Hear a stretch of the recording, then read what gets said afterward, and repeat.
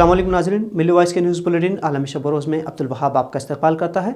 इस बुलेटिन में हम तफसीली खबरें देखेंगे, लेकिन उससे पहले डालते हैं एक नज़र अहम खबरों की सुर्खियों पर। मणिपुर में फिर पुरतशद्दुद वाक़यात के बाद कर्फ्यू नाफिज, अफस्पा में तोसी। रमेश भिदोरी को मुस्लिम दुश्मनी का मिला इनाम, बीजेपी ने बनाया टोंक का इंचार्ज।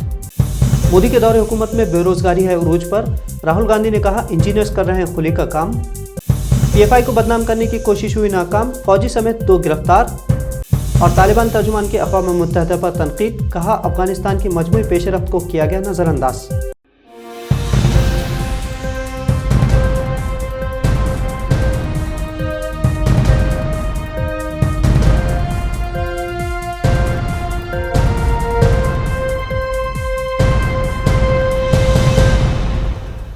मणिपुर में एक बार फिर हालात कशीदा हो गए। रियासत में इंटरनेट बहाल होने के बाद 2 मैती तबके के तलबा की लाशें सोशल मीडिया पर वायरल हुई और बुध के रोज़ राजधानी इम्फाल में ज़बरदस्त मुजाहरा हुआ। पुलिस और फोर्सेज ने मुजाहरे को काबू में तो कर लिया, लेकिन मज़ीद एहतजाज के अंदेशे के तहत इम्फाल में कर्फ्यू नाफिज कर दिया गया है। बताया जाता है कि बुध के मुजाहरे में मैती समाज ने कुकी और जू कबीले को अमवात का जिम्मेदार करार देते हुए उनके खिलाफ कार्रवाई का मुतालबा किया है।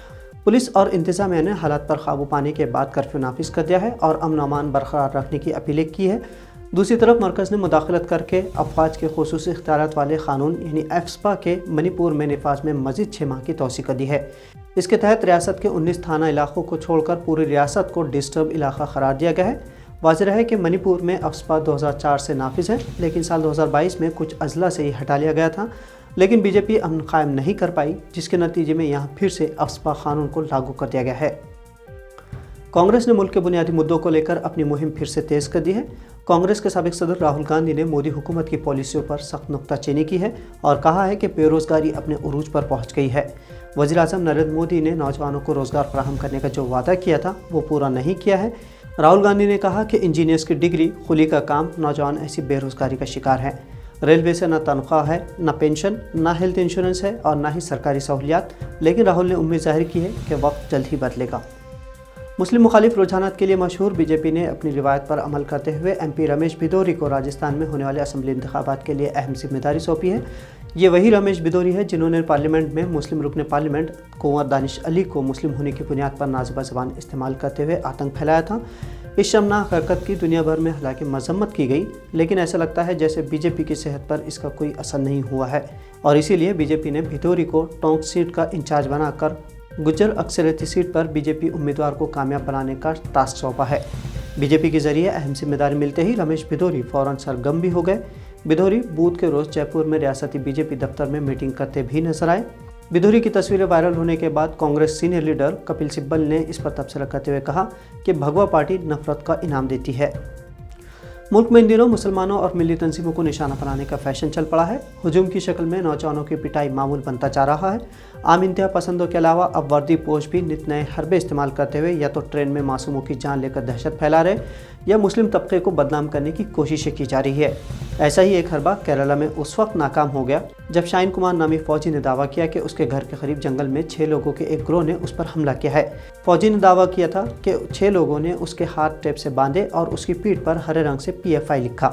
पुलिस ने इस मामले में फौजी शाहीन कुमार और उसके दोस्त जोशी के बयानात कलमबंद किए। तब तक मामला मीडिया में पहुंचकर मुस्लिम शनाख्त पर हमले करते हुए मीडिया ट्रायल शुरू हो चुका था। पुलिस ने फौजी और उसके दोस्त के मुतज़ाद बयानात देखकर जब शिकंजा कसा तो पता चला कि फौजी ने मशहूरों ने खुद पर हमले का ड्रामा रचा था। पुलिस की हज़र दिमागी से हकीकत का पता चल गया और दोनों को गिरफ्तार कर लिया गया है। और नाज़रीन, अब कुछ आलमी शब-ए-रोज़ की झलकियाँ। तालिबान हुकूमत के तर्जुमान ज़बीहुल्लाह मुजाहिद ने अफगानिस्तान के हवाले से अक़वाम मुत्तहिदा के मौक़िफ़ पर तनक़ीद की है। उनका कहना है कि महज ख़वातीन की तालीम और रोज़गार पर तवज्जो मरकूज़ की गई है, जबकि अफ़गानिस्तान की हमजत तरक्की को नज़रअंदाज किया गया है। ज़बीहुल्लाह मुजाहिद ने अक़वाम मुत्तहिदा में जारी मुज़ाकरात पर तबसरा किया है। उनका कहना है कि कौमी सलामती को यकीनी बनाना, साबिक़ इंतज़ामिया के हज़ारों कारकुनों के लिए अहम माफ़ी का ऐलान, माशी तरक्की, नज़्म ज़ब्त वाली सिक्योरिटी फोर्सेस की तश्कील, कौमी बजट की आज़ादी और दीगर अहम तब्दीलियाँ अक़वाम मुत्तहिदा को क्यों नज़र नहीं आई, क्यों सिर्फ 2 अमूर पर ही तवज्जो मरकूज़ की गई है। ज़बीहुल्लाह मुजाहिद ने मज़ीद कहा कि अहम पेशरफ्त को नज़रअंदाज करने का मतलब है अफ़गानिस्तान पर मुसलसल दबाव बनाने की निशानदही करना। इससे वाज़ेह होता है कि तासुब पसंद हल्के अब भी अफ़गानिस्तान के साथ हालात जंग में हैं। طالبان کے ترجمان نے زور دے کر کہا کہ ہونا تو یہ چاہیے تھا کہ اقوام متحدہ میں افغانستان کو تسلیم کرنے، بلیک لسٹ سے نکالنے، منجمد اثاثے بحال کرنے اور اقوام متحدہ کی نشست افغانستان کو منتقل کرنے پر غور کیا جانا، لیکن سب کچھ اس کے برعکس ہوا ہے۔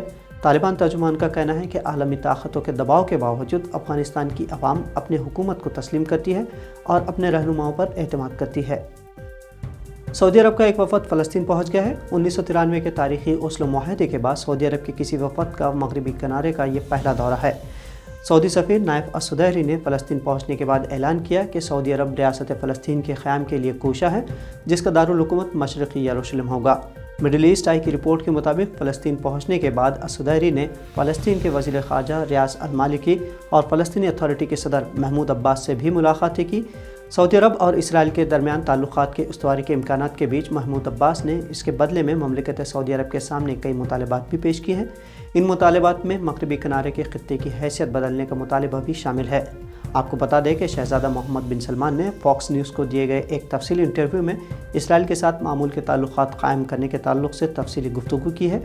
سعودی وفد اس دورے کو اسرائیل سے تعلقات بحال کرنے سے قبل اہل فلسطین کو اطمینان دلانے کی سعودی عرب کی کوشش کے طور پر دیکھا جا رہا ہے۔ امریکہ کے سابق صدر ڈونلڈ ٹرمپ ہر گزرتے دن کے ساتھ قانونی شکنجے میں پھنستے جا رہے ہیں۔ ڈونلڈ ٹرمپ کو اپنے اثاثہ جات کی مالیت بڑھا چڑھا کر پیش کرنے اور دھوکہ دہی کا قصوروار قرار دیا گیا ہے۔ نیو یارک کے جج آرتھر اینگرون نے سابق امریکی صدر ڈونلڈ ٹرمپ کو گزشتہ ایک دہائی کے دوران اپنے کاروباری معاملات میں دھوکہ دہی کا ذمہ دار قرار دیا ہے۔ جج نے اپنے فیصلے میں کہا ہے کہ ٹرمپ اور ان کی کمپنی نے بینکوں، بیمہ کنندگان اور قرض دہندگان کو دھوکہ دینے کے لیے اپنے اثاثوں کو انتہائی حد سے زیادہ بڑھا چڑھا کر پیش کیا ہے۔ جج نے اپنے 35 صفحات پر مشتمل فیصلے میں لکھا کہ ٹرمپ کی طرف سے جمع کرائے گئے مالیاتی گوشواروں میں واضح طور پر دھوکہ دہی اور بڑھائی ہوئی قیمتیں شامل ہیں۔ امریکی جج نے اپنے فیصلے میں کہا ہے کہ ٹرمپ یہ ثابت نہیں کر سکے کہ ان کی ایک جائیداد کا خواہش مند خریدار سعودی عرب میں موجود ہے۔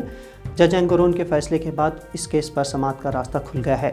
اب اس پر اگلے ہفتے پیر سے باضابطہ سماعت شروع ہوگی۔ ایران سے ایک اچھی خبر ہے۔ عالمی پابندیوں کے باوجود ایرانی سائنسدانوں کی محنت رنگ لا رہی ہے۔ ایران کے سائنسدانوں نے لانچر قاصد کے ذریعے نور 3 سیٹلائٹ کو 450 کلومیٹر مدار میں بھیجا ہے۔ یہ کارنامہ ایران کی نیم فوجی فورسز پاسداران انقلاب کے ایرو اسپیس ادارے نے انجام دیا ہے، لیکن ایرانی حکام کی جانب سے اب تک اس لانچر کی تصاویر فراہم نہیں کی گئی ہے۔ ایرانی صدر ابراہیم رئیسی نے اس کامیابی پر مبارکباد پیش کی ہے۔ اس سے پہلے پاسداران انقلاب نے اپنا پہلا سیٹلائٹ اپریل سن 2020 میں خلا میں چھوڑا تھا۔ حالیہ کامیابی کو ایرانی صدر نے قومی کامیابی سے تعبیر کیا ہے اور خلائی صنعت کے محنتی ماہرین، ملک کے خلائی ادارے، خاص طور پر پاسداران انقلاب اسلامی کے ماہرین کی خدمات کا اعتراف کیا۔ تو ناظرین، ملی وائس کے بلیٹن میں آج اتنا ہی۔ ملی نقطہ نظر سے پیش کردہ خبریں اگر آپ کو پسند آئی ہوں تو اسے شیئر ضرور کریں۔ اب عبدالوہاب کو اجازت دیجیے۔ اللہ حافظ۔